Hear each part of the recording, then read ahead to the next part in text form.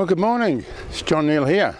It is Wednesday the 18th of February 2026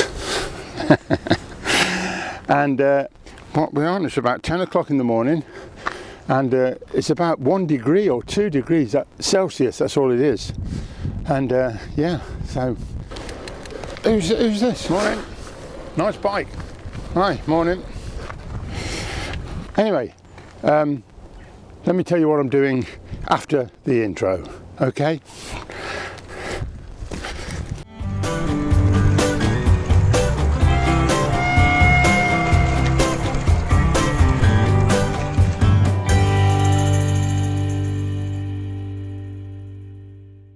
Right, let me tell you what I'm doing today. It's a bit of a repeat, actually, of a couple of days ago. Went out on my bike. I was going to put the drone up by a stream which has turned into a river. Looked quite spectacular. So did all that, got back home, did quite a bit of editing on it actually, and then didn't save it properly because I'm Final Cut Pro, and then I couldn't find it again, so I had to do it all again. So I'm going to do the same trip all over again, which is not a bad thing sometimes. I was messing about with some of the audio as well. I'm using this little mic which is here. I got it stuffed up too close to my scarf. That was scratching about. I forgot to put the audio on hold, which means, and I haven't done it now, you slip that up to hold and it stops. I put the recorder back in my pocket and it turns it off. Oh dear. So everything was sort of going wrong, so I thought nothing wrong, let's just do it all again. So I'm now on to Fen Lanes, and what the heck, great big buzzard just sat in the tree. Well, who'd have thought it? Because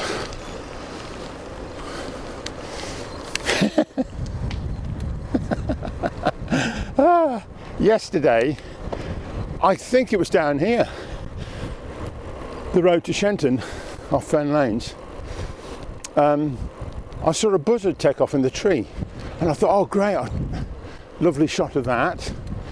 And I was so engrossed in it, I nearly went through a great big puddle very close to the edge, and I was likely to have come off. It might have been that same buzzard which I've just seen in that tree. I was sort of hoping he might have taken off, but he didn't. But I'm noted for making a day of things. If I see a buzzard, if I see one, it's a sort of an omen. I like it. Right. Let's press on and make my way through Shenton and have a look at this stream. Oh yes, the drone a couple of days ago, the camera got it was sort of stuck on overexposure, or was it underexposure, and I couldn't get out of it until I got home. So the drone shots I got were rubbish. Oh, so let's chuck all that in the bin and start again. But I think the more you do this and play with these gadgets, the more you learn. And you do have to use things a number of times in order to familiarise yourself with them and get the best of them. So, right, let's carry on down here into Shenton.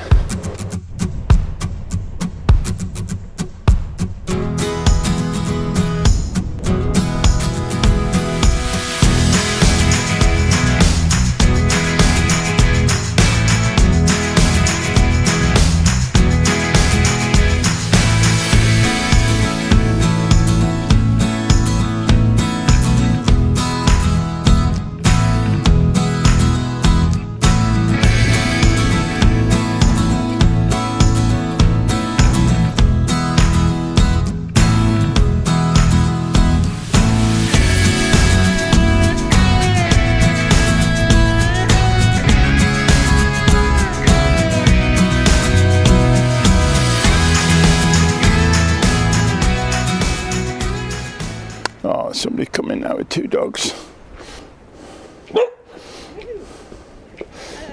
Saying good morning, morning, mate.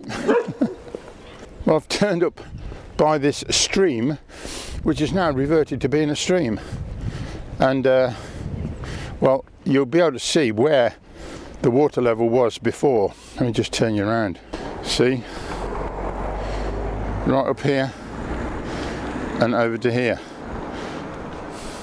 and that was about 2 days ago. And I was going to fly the drone just to have a look at it, and now it's not like that. The water's gone, it's drained away, which is what it's for, of course.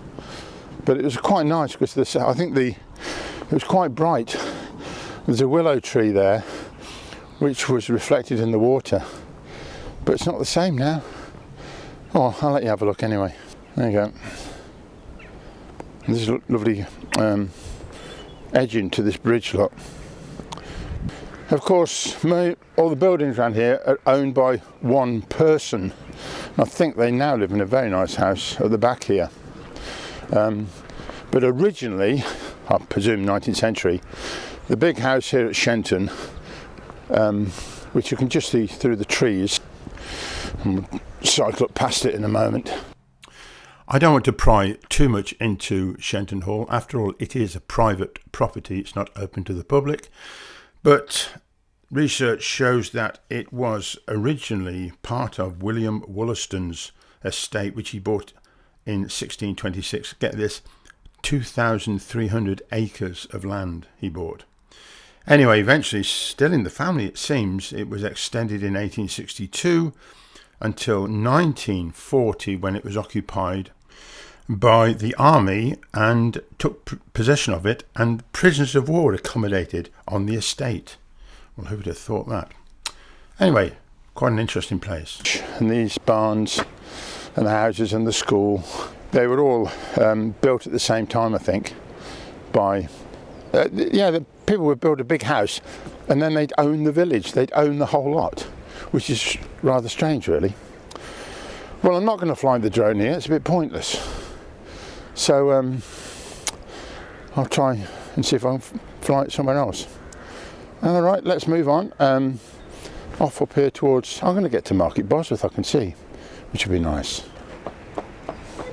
Hello.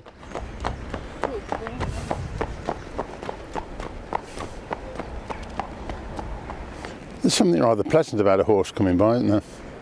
Yeah, I was just talking about the history of the place, and of course, horses would have been the main form of transport, either riding them or pulling various carts and what have you back in the day.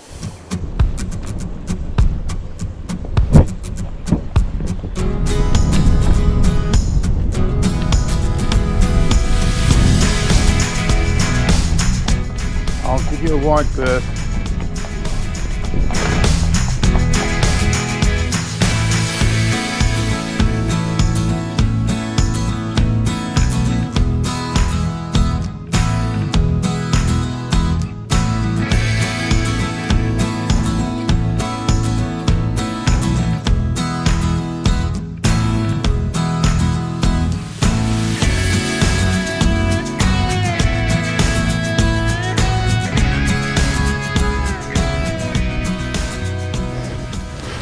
Well, here we are along Coton Lane. I was going to apologise for talking on the bike all the time, but I've only got a certain amount of time to be out. Got to get back, things to do, people to see, and yeah, so I want to get to Market Bosworth. Might even manage a cup of coffee. That'd be nice. Oh, my favourite trees again.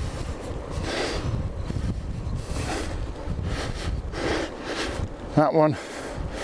The first one's the main one. I don't know why I like going this way to Market Bosworth. There is a more direct route over there, which goes straight up the hill, but it's a long straight one. Yeah, oh my goodness, look at this. Big trees come down up.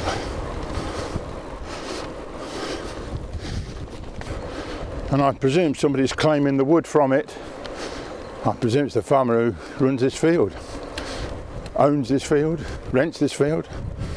Anyway, the landowner. And I would have thought one tree like that would yield possibly some decent timber. An oak would be quite valuable, and then if not that, there's all the other bits which would be very good for firewood. Right, getting down to the canal again. There's lots of little I could say settlements next to the canal here.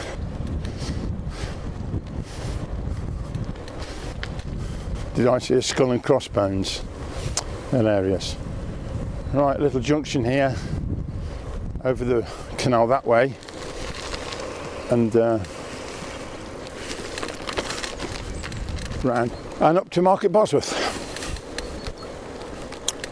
It's always very quiet along this route as well, so that's another reason I like it, I think. You know, there's tiny signs of spring. I mean, we've got those snowdrops, it's true, but look, the sun is trying to come out and the birds are twittering a bit, and it's a bit lighter earlier in the morning, so we're getting there bit by bit.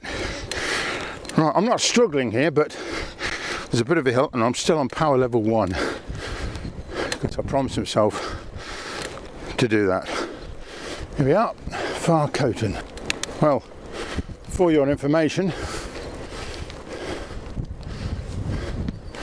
whether you like to know or not, I'm going to tell you, I've travelled 7.5 miles, completely on power assist level number 1, and the amount of battery used 3%. Car coming. Thank you. I'll say again, more often than not, the most cautious and courteous drivers are ladies. Sometimes excessively slow. So, you know, sometimes they won't overtake when there's place to do it. But no, it's all for the good of the safety of everybody. So thank you, any driver that is cautious overtaking us cyclists, which would be me, of course, because I'm also a driver and I overtake cyclists as well.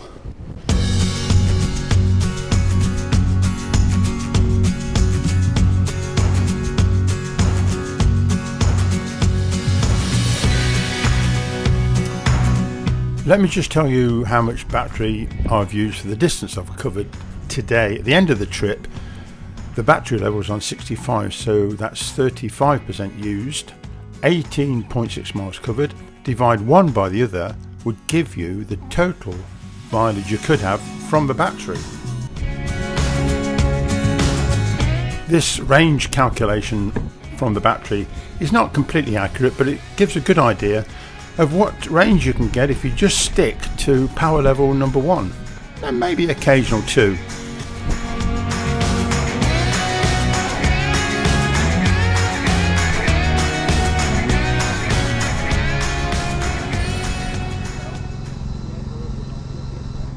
Good morning. How you doing?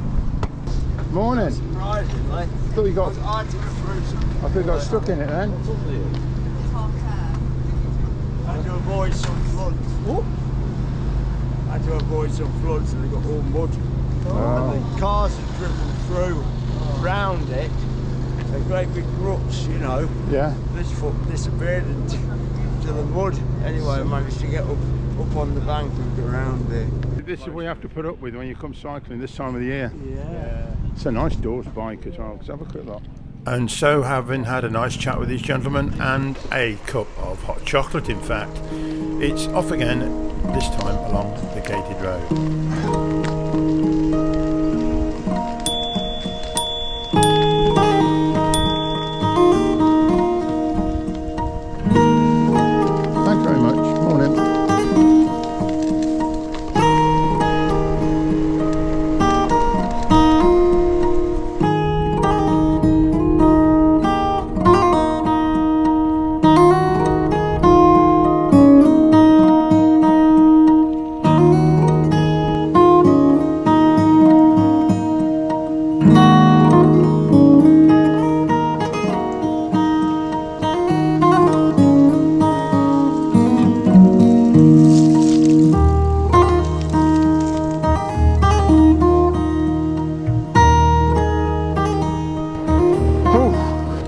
tell you what, it's quite bitter. There's a sort of cold that cuts through you. Yeah, I do know it's about 1 or 2 degrees, so it should be cold. It is cold. Oh, I can stop here and wait for this car to go by. Oh.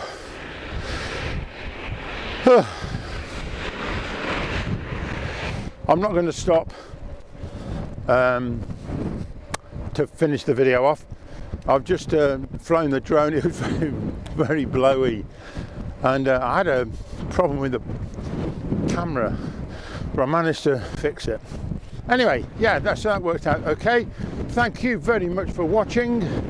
I hope you've enjoyed this little trip out on what is a quite bitter morning. It's just into the afternoon now, 4 minutes past 12. Oh, well, I did get the drone up as I promised in the end, but the flood water had gone down on that stream, so there wasn't much to see there. So thank you very much for watching, and you'll see me in the next one. Okay, bye bye.